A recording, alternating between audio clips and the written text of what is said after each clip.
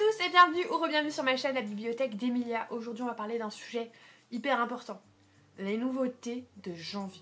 Et oui, puisque la fin de l'année arrivant, le début de 2025 arrive également. Et avec ça, son lot de nouveautés en janvier. Alors je vous ai fait un petit condensé de ce qui, moi, me tente le plus. J'insiste sur le moi, tout simplement parce que c'est une liste non exhaustive. Ça fait partie juste des choses qui m'intéressent, que je vais mettre sur ma wishlist. Et pas juste où je me dis je vous les présente, c'est vraiment des choses qui me donnent envie.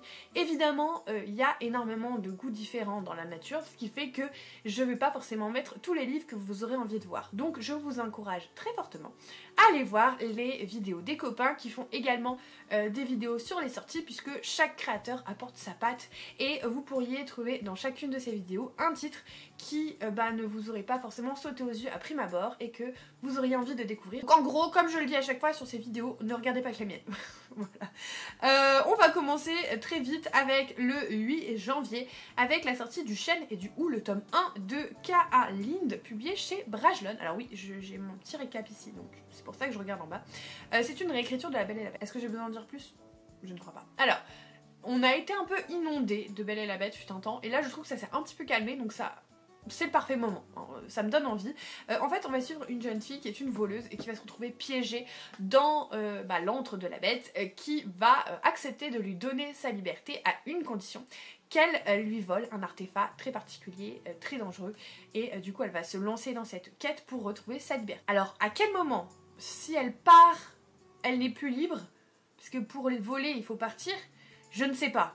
Mais il y a sûrement un maléfice, quelque chose, un truc qui fait que elle devra être obligée de revenir. Vraiment, j'en sais rien. Mais en tout cas, j'en ai vu des plutôt bonnes critiques. Ça me donne très envie. C'est une sortie Brajlon. Pour moi, c'est quand même en général gage d'une certaine qualité. Donc c'est le premier titre qui m'a sauté aux yeux pour ce début d'année. Ensuite, chez Calman Levy, et ça tombe bien, je l'ai déjà, puisque je l'ai reçu, il s'agit du nouveau roman de Johanna Gustafsson, publié donc chez Calman Levy, je viens de le dire.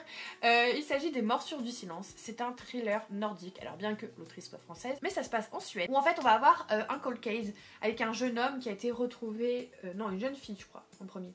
Une jeune fille qui avait été retrouvée assassinée dans un costume traditionnel d'une fête locale. Et on n'a jamais su qui avait tué cette jeune fille. Et des années plus tard, il se passe la même chose avec un jeune homme. Du coup, il y a sûrement soit un tueur en série, soit un copycat, on ne sait pas. Et c'est à cette occasion que l'inspecteur local et l'inspectrice française qui vient de s'installer en Suède vont s'associer pour mener l'enquête. Ça me donne hyper envie, surtout que j'aime beaucoup Johanna Gustafsson, et je vous avoue que là j'ai trop de choses à lire pour la fin de l'année, mais sinon je me serais jetée dessus, je pense. Ça fait longtemps que j'ai pas lu de thriller nordique, ça me manque. Fut un temps, je lisais beaucoup de thrillers, vraiment thrillers. Là, j'ai vraiment lu beaucoup de cozy mystery ces derniers temps, et ça me manque un peu, les thrillers, donc je vais essayer d'en lire encore un peu plus, parce que fut un temps, j'avais fait un peu une overdose, et j'étais passée sur d'autres genres, mais là, je sens que ça me manque, et je pense que cet hiver, ce sera le moment parfait pour relire du thriller nordique. Faut que je me refasse un stock de livres là-dessus, parce que j'en ai pas beaucoup dans ma bibliothèque. Je crois que même j'en ai pas du tout, ça doit être le seul thriller nordique que j'ai, et il faut remédier à ça. Ensuite, une autrice assez connue, parce qu'elle avait sorti la saga Souveraine en young adulte. Alors je sais pas si là ça va être du young adulte ou de l'adulte, mais en tout cas ça va être sorti chez Calix. C'est Hearthstick of Shadows, écrit par Laura Sébastien. Et là on va être sur une réécriture aussi, mais cette fois-ci de la légende du roi Arthur, avec une héroïne qui a le don de divination. Elle peut voir dans l'avenir ce qui va se passer. Et du coup elle fait partie de ce groupe avec Arthur, Lancelot, Guenièvre et compagnie, et elle va être face à un dilemme. Est-ce qu'elle essaye de changer les choses? Est-ce qu'elle laisse ce qui doit se passer arriver? Et on va la suivre, voilà, dans ce dilemme moral de savoir comment ça va se terminer, mais de ne pas savoir si elle doit agir ou non. Ça me donne très envie, surtout que le roi Arthur, là, j'ai l'impression que ça revient un petit peu en force. Encore une fois, je saurais pas vous dire, je pense que c'est du young adulte quand même, mais je saurais pas vous dire avec précision, donc n'hésitez pas à me dire si vous êtes au courant. On change de jour, et le 9 janvier va sortir chez De Sexus un livre qui s'appelle Medici Heist, qui va évidemment prendre place, comme le nom l'indique, dans le Florence à l'époque des Médicis, cette dynastie hyper influente en Italie et en France. Et on va vivre, voilà, cette tyrannie un peu de cette dynastie, et on a un groupe de voleurs, voilà, qui va se former pour faire un casse. Très Six of Crows, voilà. Je ne suis pas sûre qu'il y ait du fantastique dedans. À mon avis, c'est vraiment plus de l'aventure historique pour jeunes adultes. Voilà. Je peux me tromper, mais j'ai pas l'impression qu'il y a un élément fantastique. Il y en a sûrement un quand même avec le Sextus, mais je vous avoue que je ne saurais pas dire lequel. En tout cas, la famille de Médicis, c'est une famille que j'ai toujours aimé connaître. J'ai toujours aimé, avec ma maman, on était très férus d'histoire et c'est une famille que je trouve absolument fascinante. Donc pourquoi pas.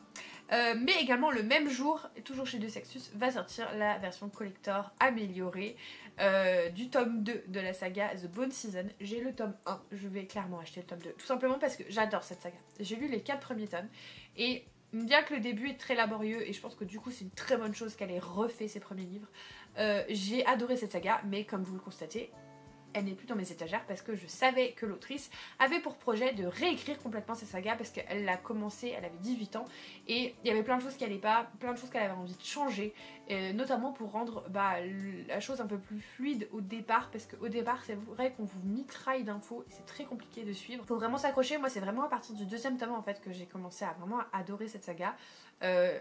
Et du coup là de savoir qu'elle a été améliorée, retravaillée, repensée, j'ai qu'une envie, c'est de la relire, mais du coup dans sa nouvelle version.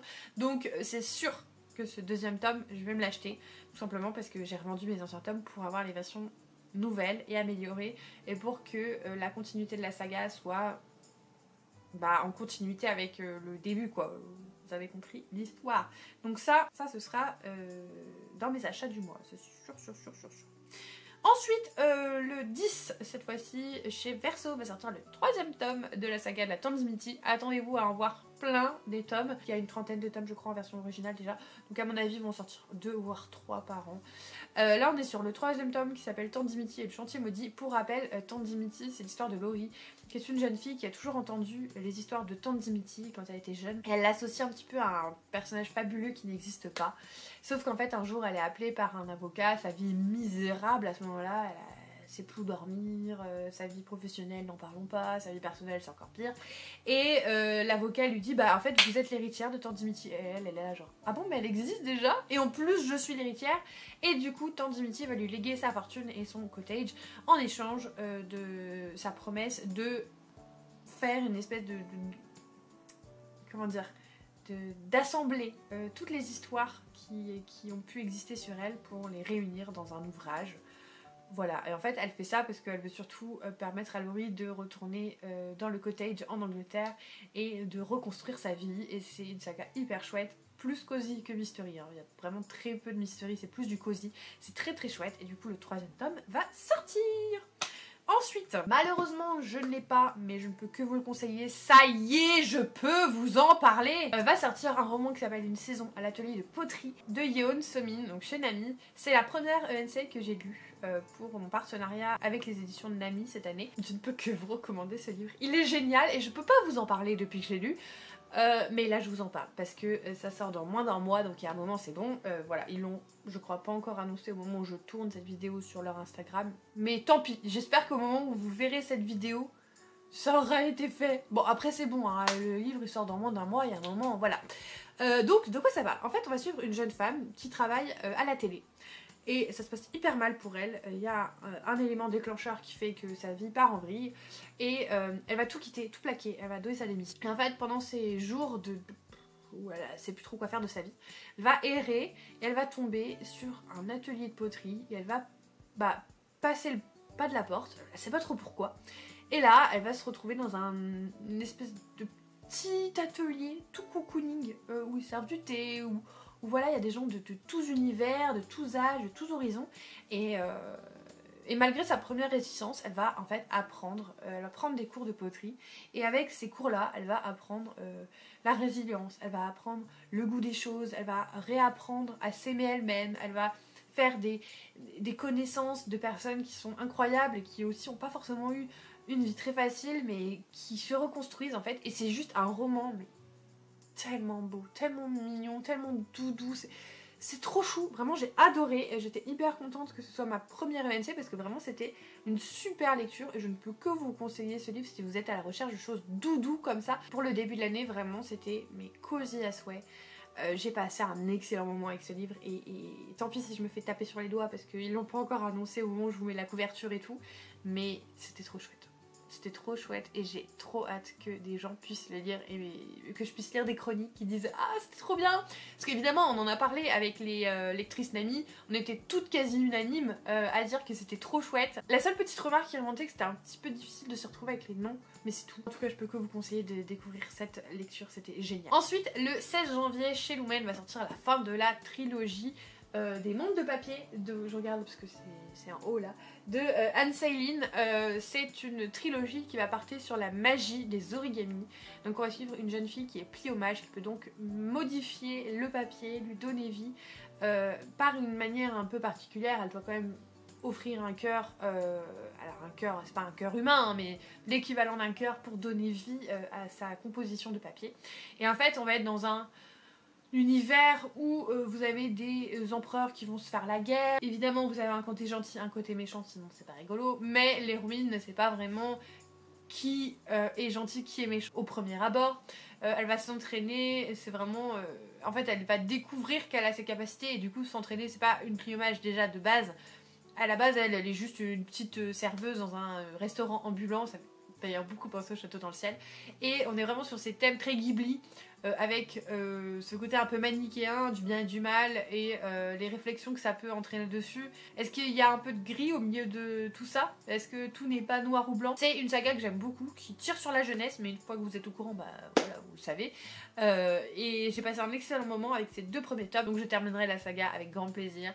Celui-ci normalement me sera envoyé par les éditions Lumen et on est déjà à la fin de cette vidéo puisqu'il ne me reste qu'un seul titre à vous présenter. Encore une fois je vais peut-être me faire tirer les oreilles, mais bon tant pis, puisque le 23 janvier va sortir le tome 3 de la saga chez Nami, le restaurant des recettes oubliées. Donc celui-ci, le tome 3, s'appellera À la carte et donc comme dans les 2 premiers opus on va suivre ce restaurant tenu par le chef et sa fille qui vont permettre aux gens en fait de s'aventurer, de leur raconter une histoire, un plat qui les a marqués dans leur vie et ils vont tout faire pour recréer ce plat, des enquêtes et tout, ils vont aller sur le terrain, ils vont parler à des gens et tout machin, enfin ils vont vraiment se donner corps et âme pour en fait retransmettre l'émotion liée à ce plat, le souvenir lié à ce plat, permettre à la personne de repartir en fait tout simplement avec sa recette pour revivre ses souvenirs. C'est des petites nouvelles, hein, je crois qu'il y en a 6 ou 7 dans le livre. À chaque fois c'est toujours le même fonctionnement, le même schéma et c'est pour ça que je pense que c'est bien de ne pas les enchaîner parce que ça peut être vite répétitif. Moi ça fait longtemps que j'en ai pas lu donc je vous avoue que ça m'a pas dérangé. Et c'était, voilà, c'est tout doux, tout cosy, tout douillet, très gourmand, très gourmand. Bien qu'il y a certaines recettes qui m'aient pas franchement trop donné envie, mais c'est parce que je suis pas habituée à ce genre de saveur. Mais certaines m'ont vraiment donné l'eau à la bouche. Mais en tout cas, c'est vraiment des petites nouvelles hyper douces, hyper réconfortantes. Je peux comprendre le côté un peu répétitif qui peut être lassant, mais moi ça s'est vraiment très bien passé, j'ai passé un très bon moment de lecture. C'est la 2e ENC je crois que j'ai lu, ou la 3e, je sais plus. En tout cas voilà, ça va sortir le 23 janvier, encore une fois j'espère que je vais pas me faire tirer les oreilles pour vous l'avoir dit, mais je pense que dans la vidéo de sortie il est important que je vous parle de nouveautés, surtout que cette année je suis lectrice Nami, donc c'est important que je vous les retransmette. Et c'est déjà fini, et on va être tous autant surpris hein, que ce soit déjà fini, parce que je m'attendais à vachement plus de nouveautés en janvier, je m'attendais à vachement plus de profusion de titres qui me donnaient envie, et en fait force est de constater que pas trop. C'est pas l'année où en janvier il y a le plus de choses qui me donnent envie, peut-être en février, ou peut-être qu'il y a des titres qui n'ont pas encore été annoncés, parce que c'est la fin de l'année, c'est Noël, et du coup par exemple notamment les titres de fin janvier vont peut-être être annoncés plutôt en début d'année, je ne sais pas. Mais en tout cas, il y a eu beaucoup aussi, j'ai remarqué, de suites de sagas que je n'ai pas lues, ou alors où je suis pas à jour, ou des choses comme ça. Et du coup, je les intègre pas là-dedans parce que forcément, si j'ai pas lu le tome 1, je sais pas si le tome 2 va me plaire et compagnie. Mais j'avais l'impression que oui, voilà, il y avait moins de choses qui me tentaient et surtout il y avait beaucoup de suites de sagas que je l'avais pas lu en ce début janvier. Donc voilà, n'hésitez pas à aller voir les vidéos des copains, je vous le redirai jamais assez. De toute façon, je pense que ces vidéos sont tellement personnelles et sont tellement représentatives de nos goûts que en fait chaque vidéo est différente. Et évidemment, vous avez quelques titres qui vont popper en fait dans chaque vidéo parce que c'est des sorties hyper attendues, mais sinon je pense que vraiment chaque créateur vous donne ses goûts en fait littéraires en vous présentant ces sorties. Donc voilà, j'espère que cette vidéo vous aura plu. On est bientôt à la fin de l'année.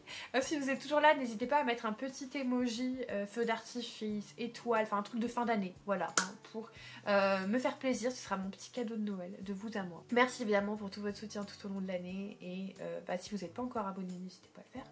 Un petit pouce en l'air. Et moi, comme d'habitude, en attendant la prochaine vidéo, je vous souhaite de merveilleuses lectures et je vous fais des bisous.